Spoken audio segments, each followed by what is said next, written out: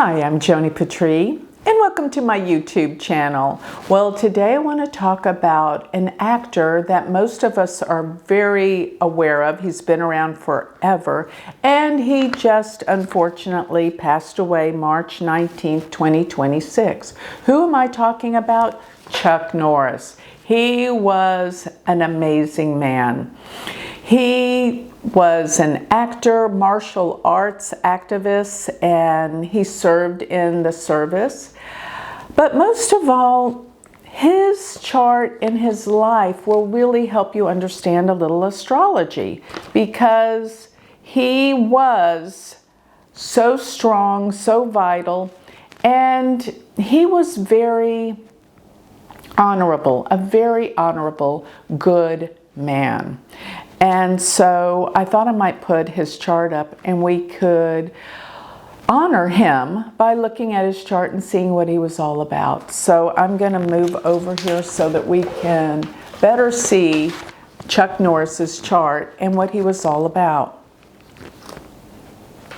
So putting up his chart, he has a Sagittarius ascendant, which makes so much sense. Sagittarius is all about adventure, and he was all about that. So he was, first of all, he served in the armed forces in the service, and then he wasn't even an athlete when he was younger, but boy did he become an athlete. Especially he mastered martial arts. And from there, he got into acting. And acting is so pronounced in his chart. So his chart ruler is Jupiter. Jupiter rules Sagittarius. And it goes to his fourth house, and it sits in its sign of rulership. In Vedic astrology, Jupiter rules the fourth house, rules Pisces.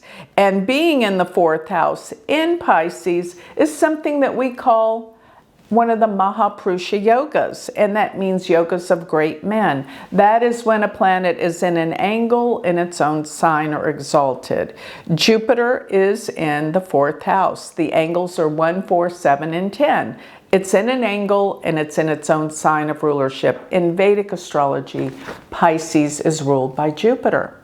So this is what is actually called a Hamsa Yoga, which is the name for Jupiter as a Maha Purusha Yoga, yoga of great men. And that's what he is. And when you have these yogas, a planet in its own sign exalted in an angle, whatever that planet's about is who you are. And he was very honorable. Jupiter's the teacher. Jupiter is the spiritualist. It's somebody, philosopher, and he was most definitely that. He wrote many books about self-esteem and how to overcome things. He was a motivational speaker as well as an actor. So when I think about acting and actors, I always think about the third house and the fifth house. That's actually the third house is the house that can deal with entertainers. And whenever it's connected to the fifth house, you have the likes of an entertainer, because these are both the creative houses. The third house is creativity, plus the fifth house is the third house from the third house. It's the other house of creativity. So looking at this, going to his third house, he does have the sun there, which is very prominent and powerful. It is the ruler of the ninth in the third. The sun rules Leo, so it rules the ninth and it goes to the third.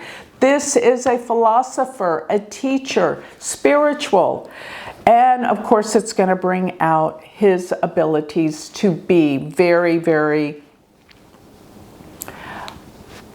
entertaining. That's what I'm going to say. So looking at the sun sits in Aquarius, but the third house is ruled by Aquarius, which in Vedic astrology, we use the old rulerships. Saturn rules the third house.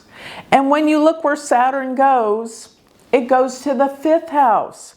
As I said before, entertainers generally will have a connection between houses 3 and 5. And we have Saturn there. It's with Venus, Mars, and Uranus. What a wild and crazy chart this is. Now, Saturn may not be so great in Aries, but Mars is. And Mars will uplift that Saturn by being in its own sign in the 5th house. And that makes total sense for martial arts, that he would have Mars in Aries. He was an athlete. He spoke of fitness all the time, especially through his abilities with martial arts. He mastered them, was a black belt in so many. And Mars is even with Uranus. This is like intense, powerful, over the top. But Mars is the ruler of the 5th house, which can deal with talent. And it's with the other planets, but it's the ruler of the 5th in the 5th. Very powerful Mars here. And it makes him quite creative and have a great deal of talent. But it looks to me with that Mars-Uranus, he was a little bit accident prone, and I don't know if this had anything to do with his demise. But going back over to where his 4th house is, he has Jupiter with Ketu. That can be someone that's spiritually minded, especially in the sign of Pisces.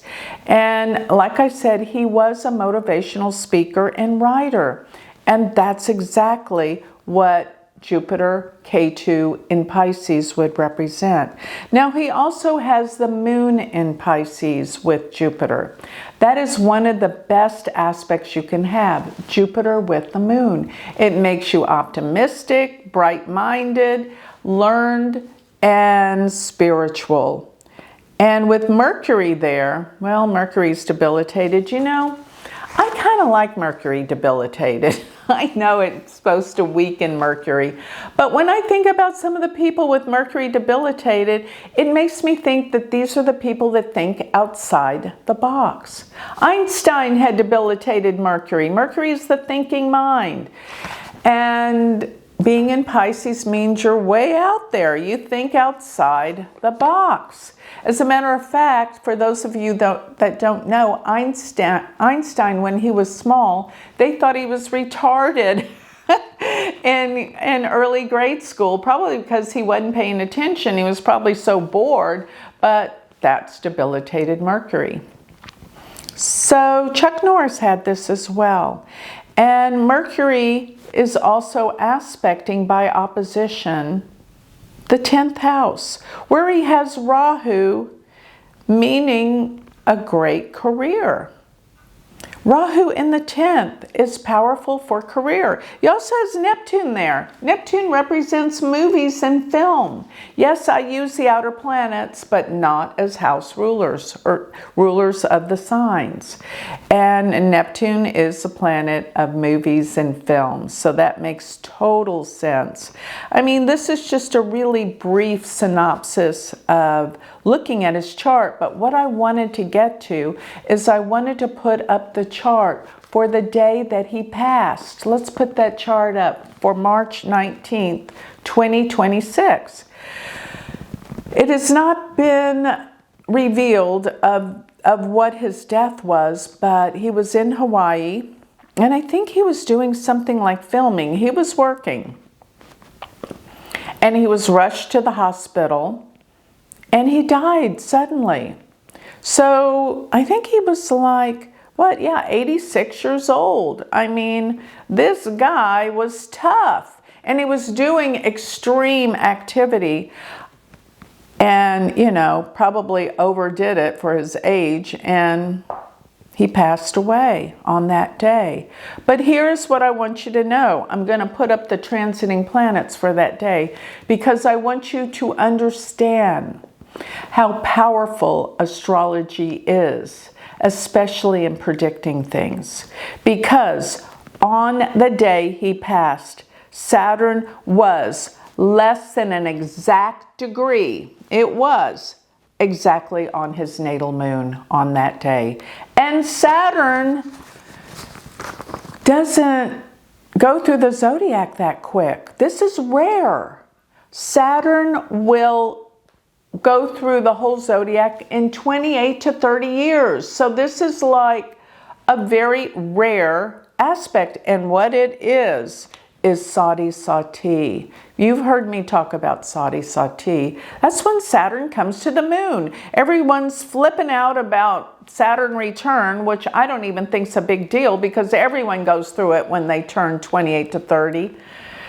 They make such a big deal over that. Saturn return is just meaning you're entering your 30s or your 60s or your 90s. You're growing up. It's a time of getting serious. That's all Saturn return is. This is not Saturn return. This is Sade Sati. And Sade Sati actually means 7.5 years. And many people say, oh, it's 7.5 years of bad luck. That is not true. But it entails Saturn stays in a sign for 2.5 years. So they say you're in Sade Sati while Saturn's in the sign before the moon, the sign of the moon, and the sign after the moon. So if it stays in a sign for 2.5 years, this equates to about 7.5 years. But in my opinion, as an astrologer, it is far, far, far greater when it's in the sign that your moon is. I kind of disregard it when it's in the sign before or after. That's not as big of a deal. But the day he passed, Saturn was exactly on his moon. Look at that. That is remarkable. Look at the degrees. It's less than 1 degree on that moon. 9 degrees, almost 10 degrees. And his moon sits at 10 degrees Pisces, 24 minutes, right smack dab on his moon. Furthermore, looking at his chart, the way astrology works is, if you want to know what the event is about, you look at what house the planet rules that is being triggered by a transiting planet. When I talk about where Saturn is in the sky on the day he passed, that's a transiting planet. And it was transiting over his moon, but his moon rules the 8th house. So the planets all rule a house according to, well, you go to this 8th house and you see Cancer's on the cusp of his 8th house. And what rules Cancer? The moon. What is the 8th house? The house of death. So the ruling planet of the house of death was in his 4th house, meaning he returned to his eternal home. That is the 4th house. Believe it or not, that is how the 4th house is looked upon in astrology. It can also be a house of the end of life. And aside from that, most importantly, the moon rules his 8th house. And it's in the 4th house, and boom, the day that Saturn transited his moon, it took his life. And he was in Sade Sati, which is, in my estimation, the most difficult time of our life.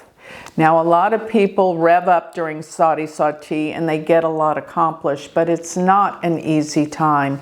The moon is our mind. The moon is our consciousness. The moon is our feelings. Saturn is heavy. Saturn can be depressing. Saturn is serious. Saturn is focused. Saturn constricts things. And you know, being in the 4th house, he's got most of his planets in the 4th and the 5th. These are 2 houses that deal with the heart. The 4th house is the heart in terms of the blood vessels, the arteries that push the blood out. Whereas the 5th house is the arteries to the heart that, well, no, the 5th house is what pushes the blood out because it's relative to the sun. But the 4th house is the house that receives the blood, where the heart receives the blood. And it looks to me like that was malfunctioning with Saturn on his moon in the 4th house of the heart. So the 4th house and the 5th house rule the heart. And there's been no claim as to what took his life, but it had to do with his heart. But of course, no matter what was wrong with him, his heart stopped. And that's the end of life. But I just wanted you to see the power so simply. We don't have to look at anything else. But of course, on that day, Mars, Rahu, and Mercury were in Aquarius. And Mars was very close. Mars, Rahu were very close to his sun in the 3rd house. So he was pushing too hard. Way too hard. And Mars Rahu can deal with accidents as well. But it's the Saturn that really is the focus of this chart. I thought you might find that a little interesting to look at astrology from the vantage point of such a great man. And I wanted to pay tribute to him because he was definitely someone that to admire, his work and who he was. So with that, if you would like to learn more about me and sign up for my free newsletter, go to galacticcenter.org. And while you're there, check out all the offerings, my Patreon group, become a part of it, be part of a spiritual community we have, as well as my Galactic Planner. My Galactic Planner will figure up all the transits going on in your chart so you can possibly avert things, possibly avoid things, and most of all, note what days are best for things. So that's what the planner can do for you. Go to galacticplanner.com and it's going to be available in the App Store very soon. Right now, it's not totally an app, but let me tell you, it does the job. Get it. Furthermore, if you want to study with me, become my student, go to my university website, universityofvedicastrology.com. Thank you.